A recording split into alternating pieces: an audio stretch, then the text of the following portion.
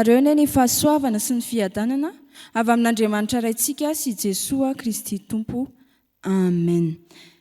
Iderahantsika an'Andriamanitra dia sokafy eo ambany masonareo ary ny salamo. Ny salamo 150 ka ny 1 ka hatramin'ny 9 no vakiantsika. Salamo 150 ny 1 ka hatramin'ny 9. Hitsangana isika, idera sy hanome voninahitra an'Andriamanitra amin'ny alalan'ny famakiantsika ny salamo manao hoe: Andriamanitra andriana nahary dia Jehova no miteny, ka miantso ny tany hatramin'ny fiposahan'ny masoandro ka hatramin'ny filentehany.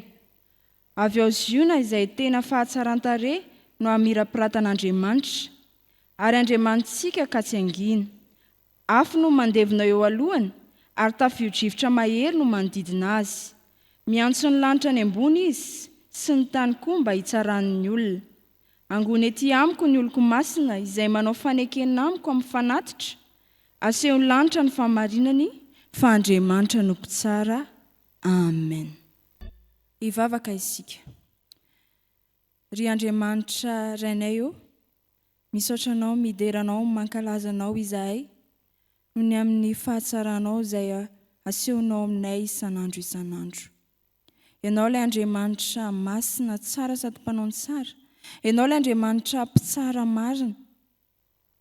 Ianao ilay Andriamanitra tianay ka tsy mamelanay irery. Tompo, ianao Andriamanitra mahay mamantatra ny vo sy ny fo, ka mianjaanja eo anatrehanao ny momba nay rehetra. Koa raha misy ary Tompo zavatra nataonay ka tsy mifanaraka tamin'ny sitraponao, dia mangataka ny famondram-po sy ny famelan-keloka avy aminao izahay, mba ho afaka mifaratsianay rehetra.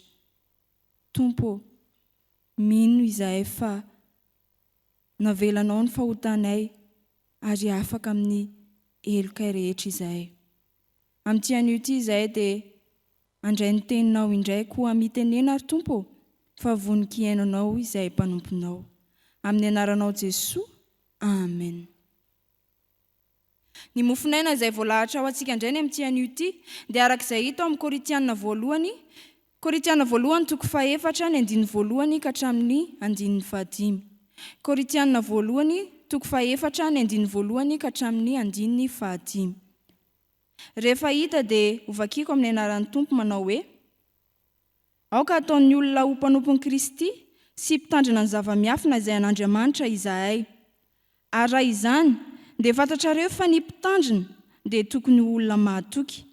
Fa raha ny amiko dia ataoko zavatra kely foana na ho tsarainareo aho na ho tsarain'ny olona, fa ny tenako aza tsy mitsaray. Fa tsy hitako izay tsiniko, nefa tsy mahamarina ahy izany, fa ny Tompo no mpitsaray. Koa amin'izany aza mitsara na inona alohan'ny fotoana dia ny fiavian'ny Tompo, izay ampiariary ny zavatra takina ao amin'ny maizina ka ampiseho ny fikasan'ny fo, dia samy ahazo izay derany avy amin'Andriamanitra izy rehetra. Amen. Ray masino, manamasinana amin'ny fahamarinana, ny teninao amin'ny fahamarinana. Amen. Ho aminareo ny fahasoavan'i Jeso Kristy Tompontsika. Amen. Ny mofonaina izay voalahatra amintsika dia arak'izao hita ao amin'ny Korintiana 1 toko 4 ny 1 ka hatramin'ny 5. Ity fiangonana tao Korinty ity dia nisy fizarazarana tao. Misy ny sasany milaza hoe izahay an'i Paoly, misy ny sasany milaza hoe izahay an'i Apolosy sy ny sisa.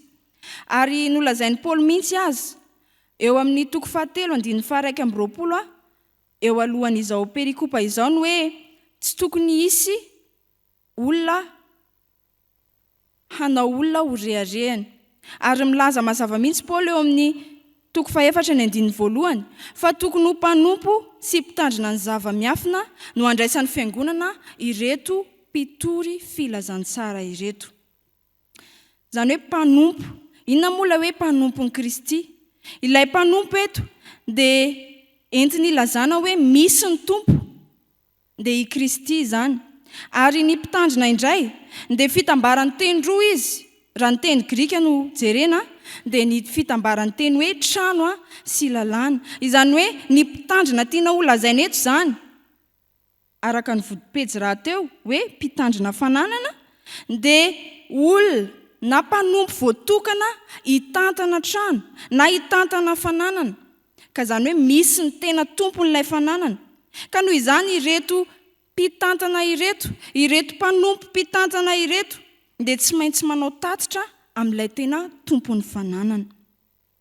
Izany hoe ry havana, ireto iraka mpitory filazantsara ireto dia irahina fotsiny hitantana ny fanapariana ny filazantsara, fa ny filazantsara dia i Jeso Kristy.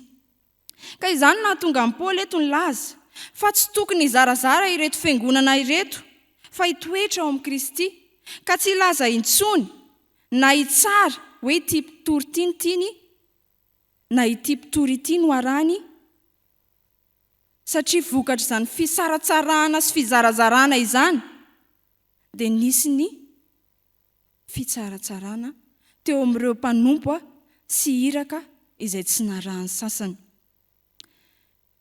Tokana ihany anefa ry havana ny toetra izay takiana amin'ireto mpitory filazantsara reto dia ny fahatokiana araka ny 2 amin'izao perikopa izao. Izy ireo dia iraka fotsiny ihany, fa tsy tompon'ny fahefana akory, fa ny tena tompon'ny fahefana dia i Jeso Kristy. Noho izany dia tsy anjaran'ny olona ny fitsarana, fa anjaran'i Jeso Kristy irery ihany. Ho an'i Paoly manokana dia nolazainy eto fa tsy ny fitsaran'ireto Korintiana ireto na ny fitsaran'ny olona azy no zava-dehibe taminy, satria izy dia niara-ny fanenjehana, niara-ny ataka personnel, fa ny zava-dehibe taminy dia ny hoe ny andraisan'ny olona ny filazantsara, ary na dia izy ary tsy ny tsara ny tenany. Fa tokana ry havana mpitsara araka ny voalaza eto dia ny tompo izany ary manana ny fotoanany izy. Hafatra roa izany no ampitainantsika amin'ity anio ity araka izao 5 eto amin'ny toko 4 izao. Ny voalohany dia ny hoe an'Andriamanitra ny fitsarana. An'Andriamanitra ny fitsarana araka ny 5 tapany voalohany vakiko amin'ny anaran'i Jeso manao hoe koa amin'izany aza mitsara na inona alohan'ny fotoana dia ny fiavian'ny tompo. Misy fotoana izany ity fitsarana ity, ary kairos ny lazana eto, teny grika izany kairos izany, izay milaza fa io fotoana io dia fotoana voatendrin'Andriamanitra, io fotoana io dia fotoana tsara sy mety ary tena idealy amin'ny fisehoan-javatra iray. Ka noho izany efa voatendrin'Andriamanitra io fotoana io, efa voatendrin'Andriamanitra ny fotoana izay hitsarana, ka tsy anjarantsika olombelona ny manao tsinotsinona izany. Ireto Korintiana reto nefa ry havana, nanaraka ireto iraka ireto, nanaraka ny iray satria iny mahay mandahateny, nanaraka ny sasany satria iny manao fahagagana, ary mahatonga izany fitsaratsarana teo amin'ilay tsy narahana. Ka izany indrindra no nahatonga an'i Paoly nanoratra izao perikopa izao. Izany hoe tsy anjarantsika olombelona ny mitsara, ary ny Soratra Masina ao amin'ny Mateo toko 7 ny 1 dia miteny mihitsy aza mitsara mba tsy ho tsaraina ianareo. Kanefa ry havana isika fiangonana dia matetika manao izany, mitsaratsara olona. Ny anahy pasteur Ianina ihany no tiako, satria iny mahazatra anay. Ny anahy pasteur Ianina ihany no tiako. Ianina pasteur Ianina tsy mitovy amin'ny pasteur Ianina mihitsy, dia lasa mitondra fitsaratsarana olona izany. Na koa hoe ny fiangonana Fjkm tsy mitovy amin'ny fiangonana Zandriny mihitsy, satria ohatr'izao dia manome antony maro isan-karazany eo isika mba hitsarana ny fiangonana. Ary na dia ny kristianina samy kristianina azy izay indraindray dia mifampitsaratsara etsy sy eroa, kanefa tsy fahefana no omen'Andriamanitra antsika izany fitsarana izany. Ry havana, todika amintsika izao ny tenin'Andriamanitra. Mety isika ireto izany mpitsara olona izany, kanefa dia efa voalaza eto fa tsy anjarantsika izany. Ary amin'ny fiavian'ny tompo vao hisy ny fitsarana izao tontolo izao. Ka okare isika kristianina izay efa mahafantatra indray no andika izany. Ka raha isika izany dia manomboka an'io ary atsaharo ny fitsarana olona, atsaharo ny fitsarana ny fiangonana, fa tsy fahefana no men'Andriamanitra antsika izany. Ny hafatra faharoa dia ny hoe ny olona no tsaraina. Araka ny hita eo amin'ny tapany faharoa amin'izao 15 izao, vakiko amin'ny anaran'i Jeso, izay ampiariary ny zavatra takona ao amin'ny maizina ka ampiseho ny fikasan'ny fo dia samy azo izay derany avy amin'Andriamanitra izy rehetra. Amen. Rehefa tonga izany fitsarana izany dia iseho avokoa miafina rehetra amin'ny olona ary ariary izany. Iseho amin'izany fotoana izany fa Andriamanitra mpitsara marina ary ny olona rehetra tsy hakanavaka dia tsaraina avokoa.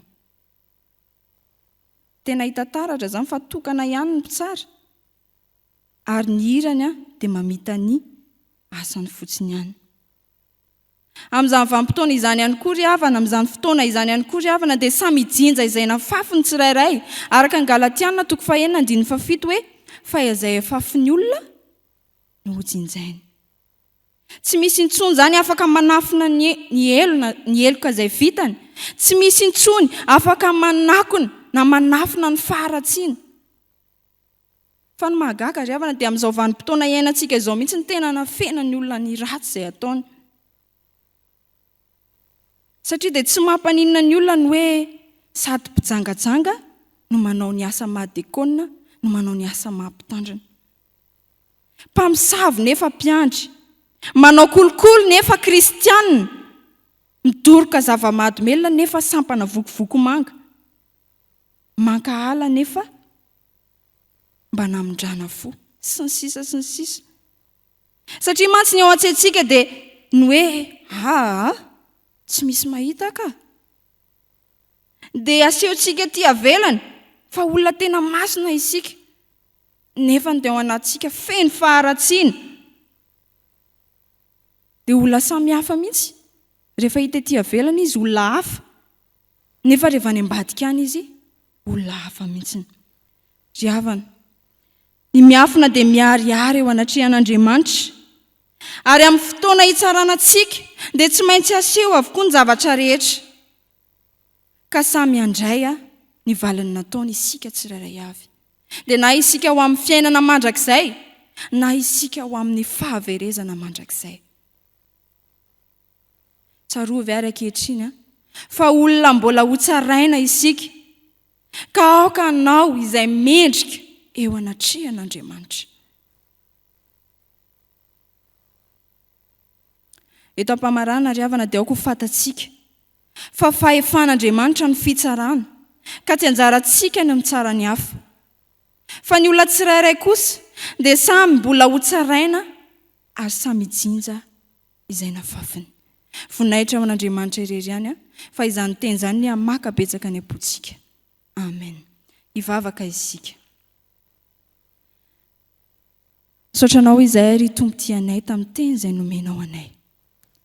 Fantatray tokoa an'io fa anao Andriamanitra ny fitsarana ary izay tsirairay avy reto ary mbola ho tsaraina avokoa. Tompo, mifona aminao izay raha efa nitsaratsara olona.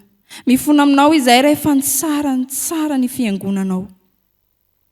Tompo, amindraha fo aminay mamelany elokay. Indreto izay Tompo na en'ny Teninao vonina anavao ny fiainanay, vonina hiala amin'ny ratsy fanaonay. Aoka Tompo, ianao mihitsy no hitahiry anay mba tsy hiala amin'ny fahamarinanao. Mivavaka izay ho an'ny tontolo andro izay ho diavinay. Ny asa aman-draharaha izay ho tanterahanay amin'izao tontolo andro izao ny ery Tompo dia apetraka feno am-pelantananao. Ary ianao Andriamanitra mihitsy ny efa hialo lalana sahady amin'ny zavatra rehetra izay ataonay, mba hahafantaranay sy hatsapanay ny fanatrehanao feno ny fiainanay, ary ho hitany manodidina anay ihany koa ny voninahitrao izay mamirapiratra ety aminay. Tompo, matoky anao izay. Matoky ny herinao izay, matoky ny fitiavanao izay. Fa Andriamanitra tena tianay ianao.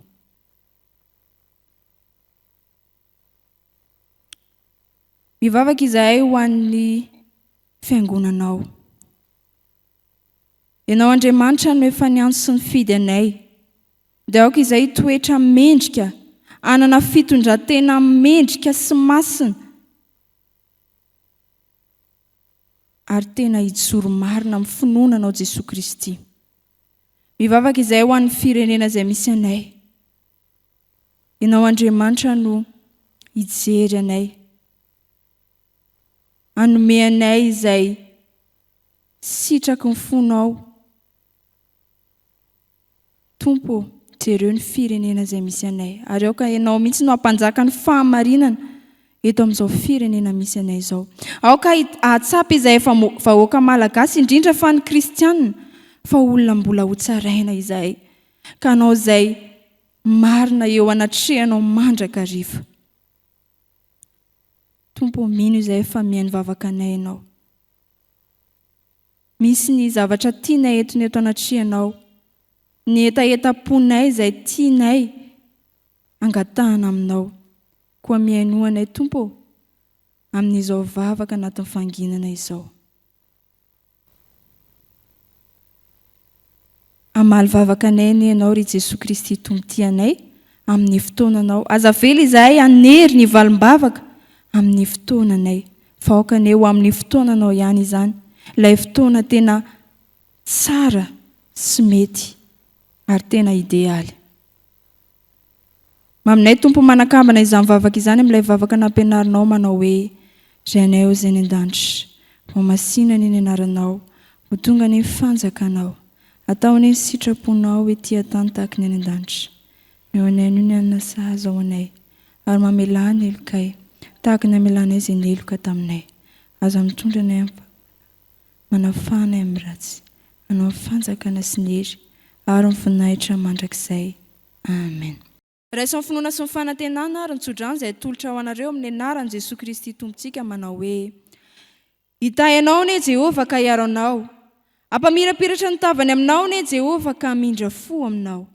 Anandratra ny tavany aminao ane Jehova ka hanome anao fiadanana. Amen. Petrarika amin'ny vavao anatin'ny fahanginana. Voninahitra dia ho an'Andriamanitra irery ihany amin'ny anaran'ny Ray sy ny Zanaka ary ny Fanahy Masina. Amen.